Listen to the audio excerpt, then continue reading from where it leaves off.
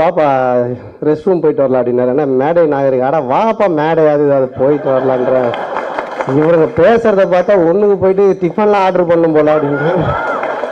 அதாவது கூட உட்காந்துருங்களே கலாச்சிட்டு இருக்காரு, ஒவ்வொருத்தரா சொல்லிட்டு இருக்காரு. சீனு ராமசாமி சொன்னாரு டைரக்டர், இந்த மாதிரி நாங்கெல்லாம் அந்த காலத்துல அசிஸ்டண்டா இருக்கும்போது உடனே சொல்றாரு, இன்னும் ஏதோ கட்டபொம்மை காலத்துல இருந்த மாதிரி அந்த காலம் பேசிட்டு இருக்கிறான்.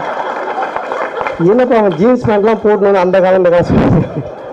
சரி அவரு தான் சொன்னார்னு பார்த்தா நம்ம வேல்முருகன் வந்துட்டு நான் கவுண்டம சார் நடிச்சிருக்கிறேன் எல்லாரும் கிளாப் பண்ணுவேன், இன்னும் வித்தை காட்டுற மாதிரி கைத்தட்டலாம் கேட்டு வாங்கலாம்.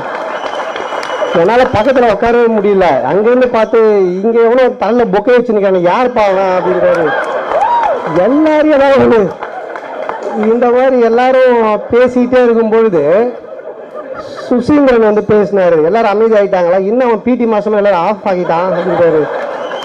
கவுண்டமணி சார்னால எப்பயுமே ஒரு ஸ்பெஷல் தான். ஏன்னா அவரு அந்த காலத்து அஜித் குமார் அவரு